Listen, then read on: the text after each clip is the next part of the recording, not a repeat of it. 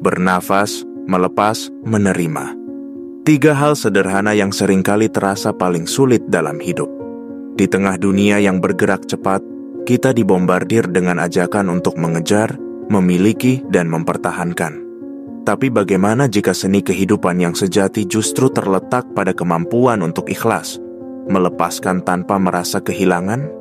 Ini bukan tentang menyerah atau pasrah, melainkan tentang membangun kelapangan hati dalam menghadapi perubahan dan kehilangan yang tidak bisa dihindari. Ikhlas bukan tindakan satu kali, tapi proses. Proses mengurai harapan yang terlalu erat kita genggam, merelakan alur hidup yang tak sesuai rencana, dan membuka diri pada kenyataan yang kadang pahit.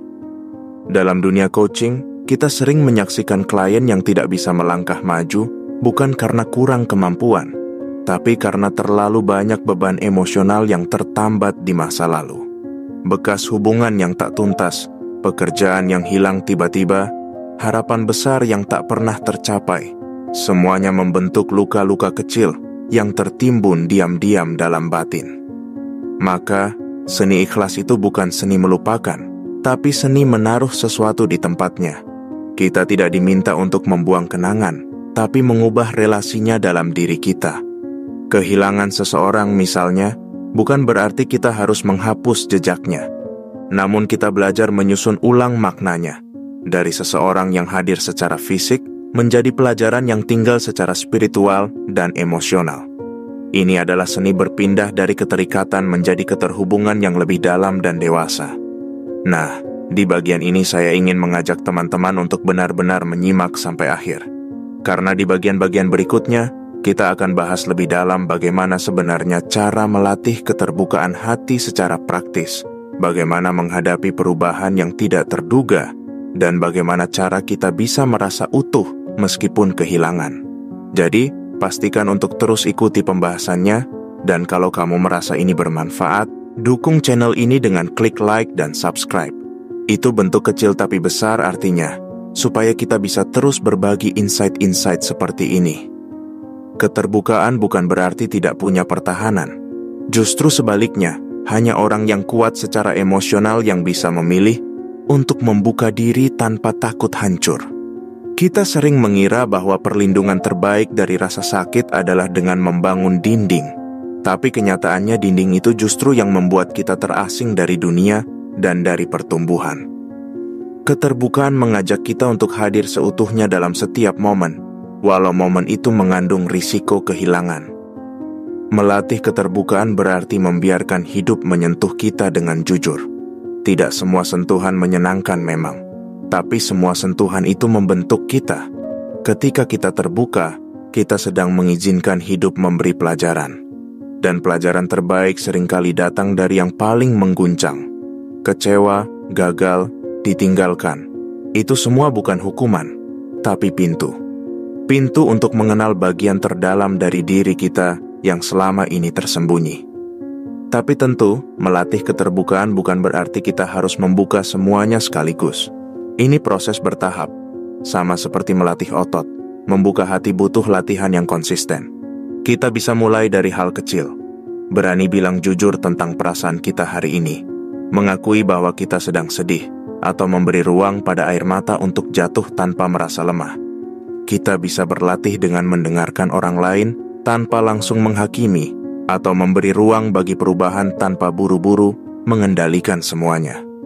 Dan menariknya, semakin kita melatih keterbukaan, semakin kita menyadari bahwa kehilangan tidak selalu membuat kita hancur. Justru, kehilangan seringkali memperlihatkan betapa kuatnya kita. Kita tidak kehilangan siapa-siapa, tapi kita sedang dipertemukan kembali dengan diri kita sendiri. Versi kita yang lebih jernih, lebih sadar, dan lebih dewasa. Ikhlas dalam konteks ini bukan sikap pasif, tapi keputusan aktif untuk hadir secara penuh dalam hidup ini. Dengan segala naik turunnya, kita memilih untuk tetap percaya, meski hati pernah dikhianati. Kita memilih untuk tetap mencintai, meski pernah kehilangan. Dan kita memilih untuk terus berjalan, meski belum tahu pasti arah akhirnya. Karena dalam setiap langkah kecil itu, kita sedang membangun rumah bagi jiwa kita sendiri. rumah yang tidak bergantung pada siapapun atau apapun di luar sana. Dan mungkin di titik ini kita mulai menyadari bahwa yang selama ini membuat kita menderita bukanlah kehilangan itu sendiri, tapi penolakan kita untuk menerima bahwa kehilangan adalah bagian dari hidup. Kita menggenggam terlalu erat, berharap segalanya tetap sama. Tapi hidup, dengan caranya yang misterius, mengajarkan bahwa perubahan adalah satu-satunya yang pasti. Kita bisa mencintai sesuatu, tapi tetap harus siap ketika saatnya berakhir. Kita bisa berjuang sekuat tenaga, tapi tetap harus siap jika hasilnya berbeda dari harapan. Namun disinilah letak keindahannya, ketika kita mulai bisa berdamai, bukan dengan cara melupakan, tapi dengan cara merangkul kenyataan. Kita pelan-pelan belajar menyapa luka, bukannya mengusirnya. Kita mulai bisa menatap kehilangan tanpa merasa kosong, karena kita tahu bahwa di balik itu ada ruang yang sedang disiapkan untuk sesuatu yang baru. Sesuatu yang lebih dalam, mungkin tidak terlihat langsung, tapi terasa nyata di dalam. Proses ini tidak selalu cepat, kadang butuh waktu berminggu-minggu, berbulan-bulan, bahkan bertahun-tahun untuk bisa bilang, aku sudah bisa menerima, dan tidak apa-apa. Tidak ada ukuran waktu yang saklek untuk proses pemulihan. Yang penting adalah kita terus bergerak, terus melatih diri untuk hadir dengan kesadaran, bukan dengan kepura-puraan. Kita belajar membedakan antara benar-benar ikhlas dan sekadar mengalihkan perhatian. Dan saat kita mulai bisa merasakan bahwa kita tidak lagi melawan arus kehidupan, tapi mengalir bersamanya, di situ kita mulai menemukan kelegaan. Bukan karena semuanya sudah kembali seperti semula, tapi karena kita sudah berubah dari dalam. Kita jadi lebih bijak, lebih peka, dan lebih kuat. Kehilangan yang dulu terasa seperti akhir, kini menjadi awal dari pemahaman baru tentang siapa kita sebenarnya. Kita mulai memahami bahwa ikhlas bukan berarti lemah, justru sebaliknya. Ikhlas adalah bentuk kekuatan terdalam yang tidak butuh pengakuan. Ia tidak menuntut, tidak memaksa, hanya hadir dengan ketenangan. Dan ketenangan ini tidak datang dari dunia luar, tapi dari ruang batin yang sudah kita bersihkan perlahan-lahan, dengan jujur, dengan sabar. Disinilah seni ikhlas menjadi jalan spiritual, bukan sekadar respons emosional. Ia menjadi latihan batin untuk terus membersihkan diri dari ego yang ingin mengontrol segalanya. Kita belajar mempercayakan hidup pada alurnya, tanpa merasa kehilangan kendali. Karena justru saat kita berhenti ingin mengendalikan, disitulah kita benar-benar memiliki kendali atas diri kita sendiri. Dan yang menarik, saat kita mulai ikhlas, hidup mulai membuka pintu-pintu yang dulu terasa tertutup rapat. Kita mulai melihat bahwa kehilangan bukan kekurangan, tapi ruang yang dibersihkan untuk sesuatu yang baru. Kita mulai menyadari bahwa keterbukaan bukan kerentanan, tapi keberanian untuk hidup secara utuh, tanpa topeng, tanpa beban yang harus selalu dibuktikan. Saat seseorang berkata, "Aku tidak bisa hidup tanpamu," sesungguhnya yang ia maksud adalah, aku belum belajar hidup dengan diriku sendiri. Tapi ketika kita bisa berkata, "Aku sedih kamu pergi, tapi aku tetap bisa berjalan," disitulah kekuatan sejati lahir. Kita tidak mengingkari rasa sakit, tapi juga tidak membiarkannya membelenggu. Kita tetap mencintai, walau tak lagi memiliki. Kita tetap menghargai, walau tak lagi ditemani. Seni ikhlas mengajarkan kita untuk menyambut setiap perubahan bukan dengan takut, tapi dengan rasa penasaran. Apa yang akan hidup ajarkan kali ini? Apa sisi dari diriku yang belum pernah kusentuh, tapi kini muncul karena situasi ini? Kita tidak lagi menjadi korban dari situasi, tapi menjadi saksi yang sadar atas semua proses itu. Dan ketika kita menjadi saksi, bukan pelarian, bukan pengontrol, tapi saksi yang penuh perhatian, di situ kita menyadari bahwa kehilangan pun bisa menjadi bentuk cinta. Cinta yang tidak lagi menggenggam, tapi memberi ruang. Cinta yang tidak lagi menuntut, tapi mendoakan. Cinta yang tidak lagi takut ditinggal, karena tahu bahwa setiap yang datang dan pergi adalah bagian dari perjalanan jiwa yang sedang tumbuh. Dan semakin dalam kita menyelami proses ini, kita mulai sadar bahwa segala hal yang datang dan pergi dalam hidup semuanya membawa pesan. Tidak ada yang benar-benar sia-sia. Bahkan kehilangan yang paling menyakitkan sekalipun, seringkali menjadi titik balik paling besar dalam pertumbuhan batin kita. Di balik air mata yang jatuh diam-diam, ada kesadaran yang perlahan tumbuh, bahwa kita ternyata mampu bertahan, bahwa kita ternyata lebih tangguh dari yang kita kira.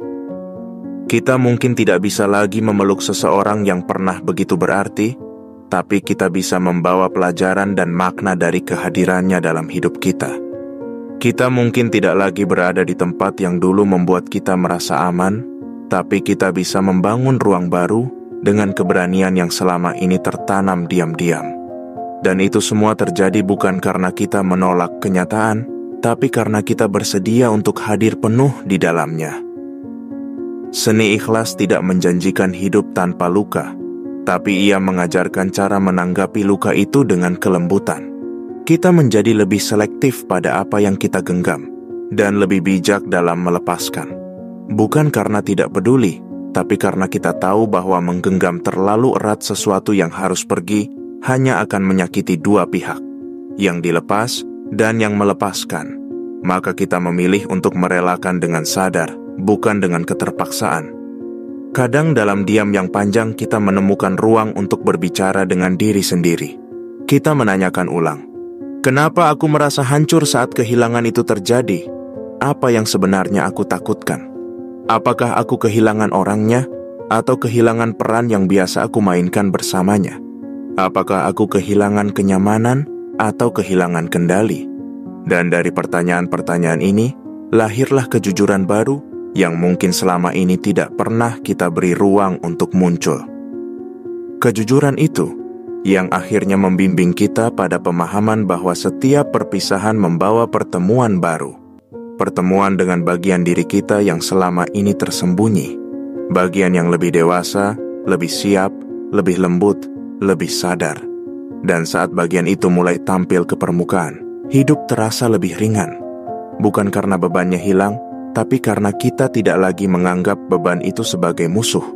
Kita berdamai. Dalam dunia coaching, seringkali klien datang membawa luka yang belum selesai. Tapi setelah beberapa sesi berjalan, mereka mulai menyadari bahwa luka itu bukan untuk dihilangkan, tapi untuk dipeluk. Dan saat mereka mulai bisa memeluk lukanya sendiri, sesuatu berubah.